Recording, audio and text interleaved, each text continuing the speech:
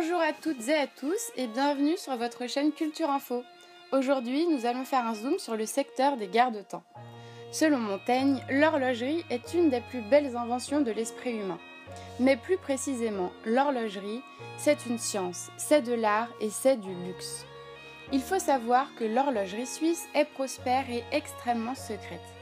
En exportant 28 millions de pièces en 2013, la Suisse connaît une fulgurante croissance qu'on estime à 20,6 milliards de francs suisses. Aujourd'hui, nous allons nous intéresser à une marque de renom qui est synonyme de richesse et de savoir-faire. La marque Boucheron, qui appartient désormais au groupe Kering.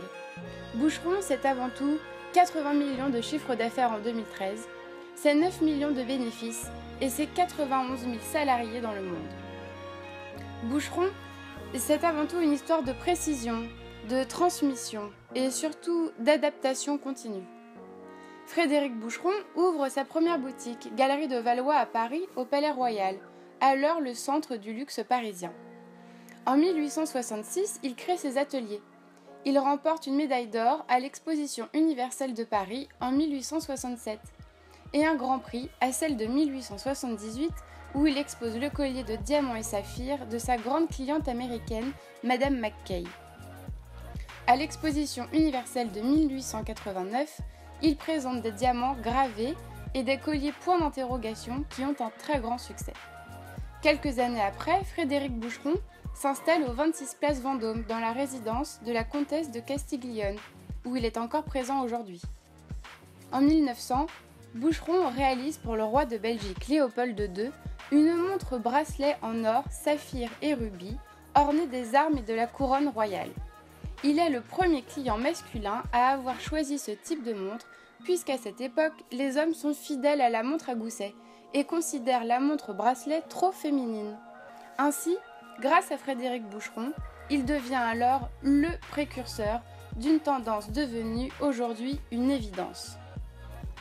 La maison Boucheron jouit d'une renommée internationale à partir de 1921 où elle crée un diadème d'exception pour la reine-mère Élisabeth. En 1968, la maison crée ses premières pièces de la collection Serpent. Cet animal, symbole de protection et d'infini, est un des codes iconiques de la maison Boucheron. Parmi les 7 collections d'horlogerie de la maison Boucheron, nous allons nous intéresser aux lignes phares qui profitent d'un grand succès. L'histoire de la montre reflet commence en 1947. C'est la naissance du modernisme. L'art devient contemporain, la peinture, la mode et plus encore l'architecture et le design osent toutes les audaces. La reflet, ultra contemporaine et représentative de la force créatrice des années 50, est le classique horloger de la maison Boucheron. C'est un garde-temps mixte qui convient tant aux femmes avec la reflet small, tant aux hommes avec la reflet medium ou large. Ce garde-temps fait partie du luxe intermédiaire. Comptez entre 8 000 et 30 000 euros pour vous en procurer un. La collection garde-temps d'exception est une ligne incontournable et prestigieuse de la haute horlogerie. La Lady Hawk Tourbillon a été conçue en 2010 pour célébrer la collaboration entre la maison Boucheron et la manufacture Girard-Perregaux. Plus qu'un garde-temps, c'est une invitation au rêve, où le travail de la main s'efface pour laisser place à l'émerveillement. Vous devrez débourser 320 000 euros au minimum pour vous procurer un de ces garde-temps. Le positionnement prestige est de mise. La création épure d'art incarne le raffinement et la grâce des grands classiques de demain.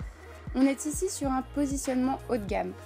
Grâce aux meilleurs artisans joailliers et horlogers, ces garde-temps d'art offrent aujourd'hui une rare richesse, fruit d'une exceptionnelle diversité de techniques et de savoir-faire.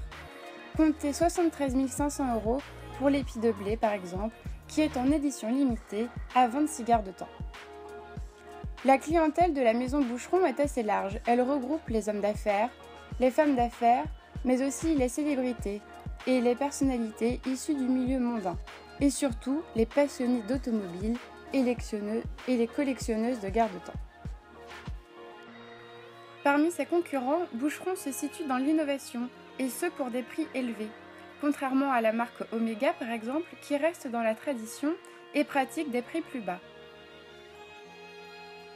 Comme d'habitude, pour conclure cette émission, on vous donne notre point de vue, et pour nous, chez Culture Info, La maison Boucheron nous évoque le savoir-faire, l'art, la passion et la précision du geste. Et puis, elle nous fait aussi penser à la sensualité, à la féminité que l'on peut retrouver chez chaque femme, peu importe son style ou son âge. Et oui, la beauté est éternelle. Merci à toutes et à tous de nous avoir suivis et on se retrouve d'ici peu, même jour, même heure, même chaîne.